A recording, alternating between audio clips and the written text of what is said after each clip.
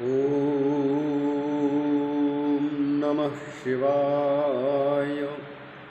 श्री सांब शिवाय नमः। ॐ श्री गणेशाय नमः। अथ श्री शिवमहापुराणे विद्येश्वर संहितायां चतुर्दशोऽध्यायः। ऋषय ऊचुः अग्नियज्ञं देवयज्ञं ब्रह्मयज्ञं तथैव च गुरुपूजां ब्रह्मतृप्तिं क्रमेण ब्रूहि नः प्रभो।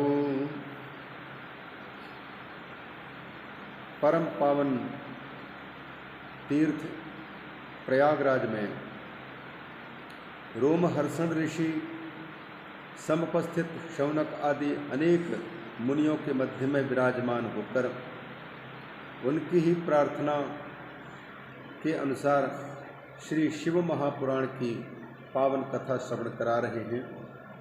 और 7 संहिताओं में से पहली संहिता जिसका नाम है विद्येश्वर संहिता। विद्येश्वर संहिता में भगवान विद्येश्वर जो मूलाधार चक्र के अधिपति हैं,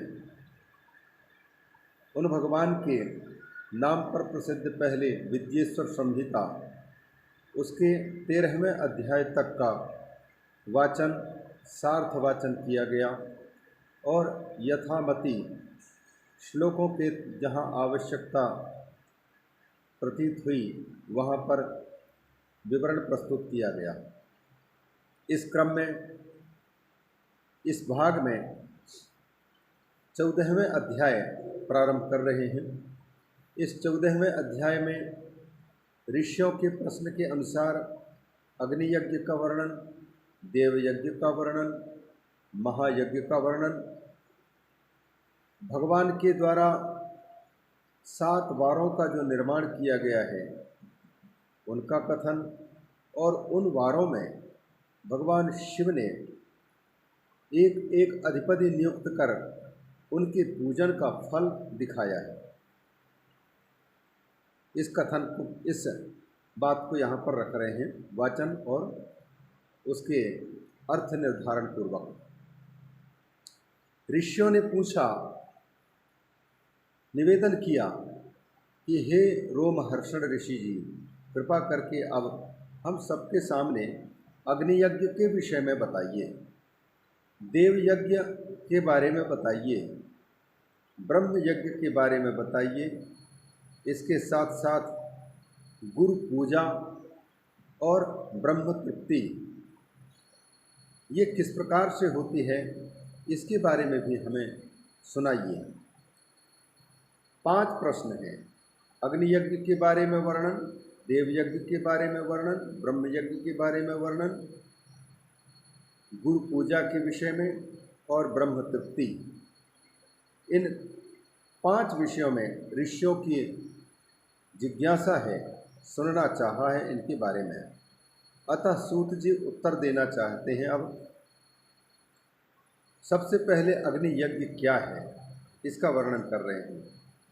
अग्नौ जुहोति यद्द्रव्यम् अग्नियज्ञः स उच्यते ब्रह्मचर्याश्रमस्थानां समिधादानमेव हि।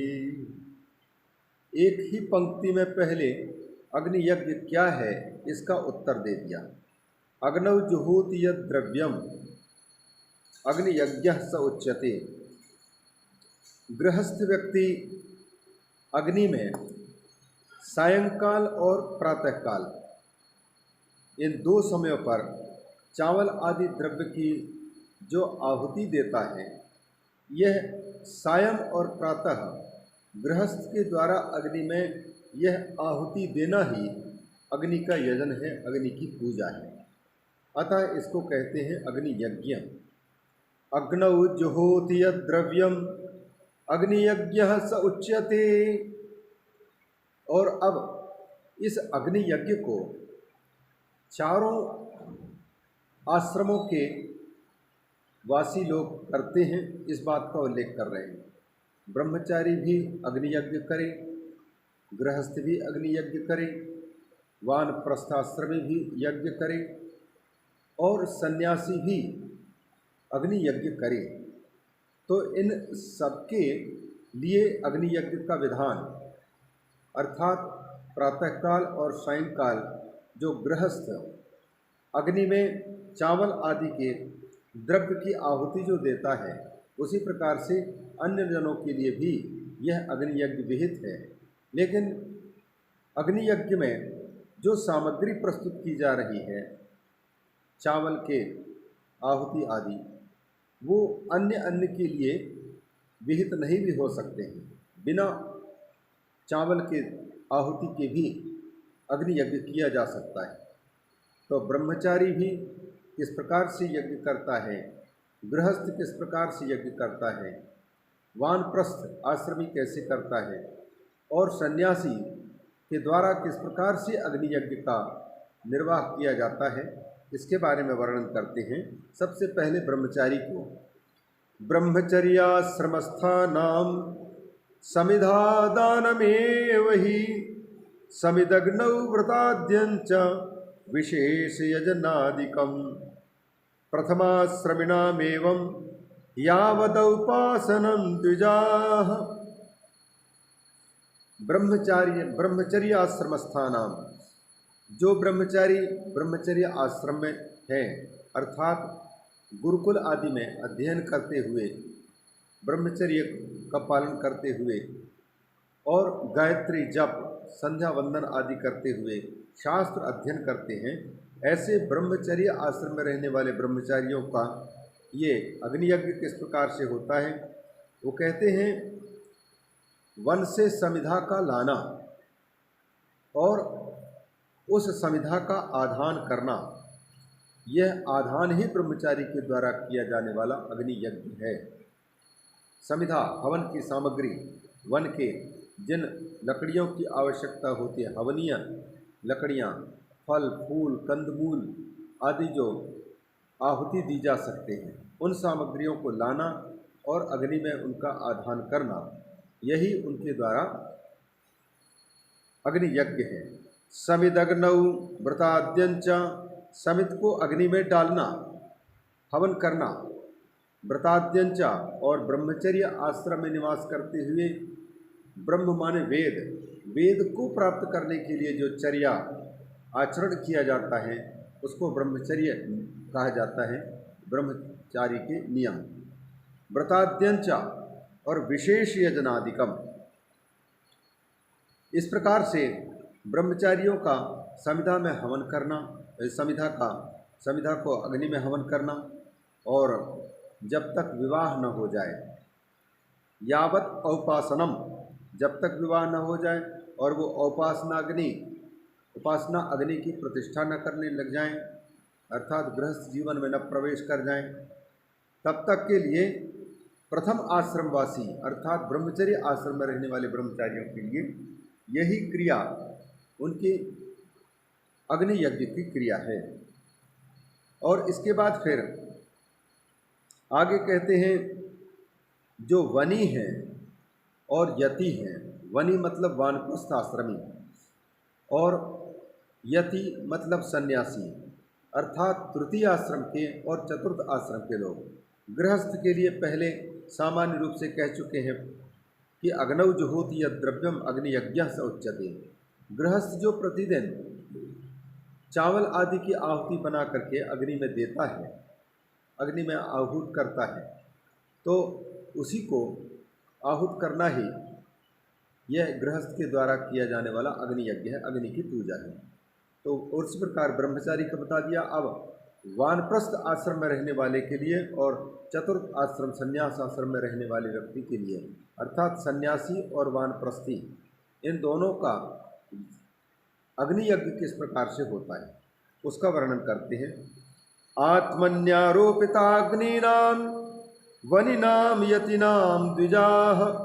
हे विप्रो, जिन्होंने अपनी अग्नि आत्मा में ही अग्नि का आरोप कर लिया है, आत्मनि आरोपिताग्नि नाम अर्थात ये सन्यास आदि धारण कर लिया, वानप्रस्थ आश्रम आदि में प्रवेश कर लिया है, तो जो लोग अग्नि का तो प्रत्यक्षतः विसर्जन कर दिया, बाहर की जो पूजा सामग्री उसमें डालते थे वो क्रिया बंद हो गई। अब अग्नि को अपने में ही आरोपित कर लिया, तो ऐसे को कहा जाता है आरोपित अग्नयः, आरोपित अग्नयः।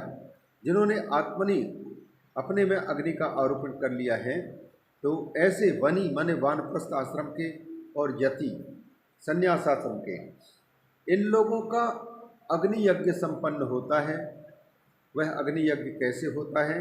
कहते हैं हितम च मेध्यम, हितम च मे हितम च मितमय मितमेध्यान्नम स्वकाले भोजनम हुतिहि। सन्यासी के लिए और वानप्रस्थ आश्रमी के लिए जिस समय भिक्षा याचन का समय निर्देश किया गया है, उसी समय पर भोजन अन्न जो भिक्षा का अन्न है उस अन्न को पाना चाहिए। और पाता है तो कितना पाना चाहिए, किस प्रकार का पाना चाहिए, उसके लिए शर्तें हैं।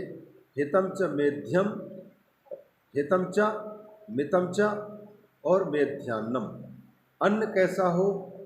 हितकारी हो, हमारे शरीर के लिए और साधना के अनुकूल हो, राजसी और तामसी भोजन ना हो। दूसरा, मित हो, परिमित भोजन हो।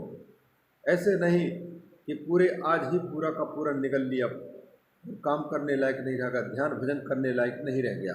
ज़्यादा खाने वाले का भी योग सिद्ध नहीं होता, और बिल्कुल नहीं खाता पीता उसका भी योग सिद्ध नहीं होता है। इसीलिए गीता में भगवान श्री कृष्ण ने अर्जुन के सामने यह बात कही है, नात्यस्नतस्तु योगोस्ति न चैकान्तमनश्नतः न चाति स्वप्नशीलस्य जागृतो नैव चार्जुन। अर्जुन से कहते हैं भगवान कि हे अर्जुन, नात्यस्नतस्तु योगोस्ति, जो बहुत ज़्यादा खाता है, ग्लूटन है, पेटू है, तो वह साधना नहीं कर सकता है, उसका योग सिद्ध नहीं हो सकता है। नात्यस्नतस्तु योगोस्ति न चैकांतम अनश्नतः।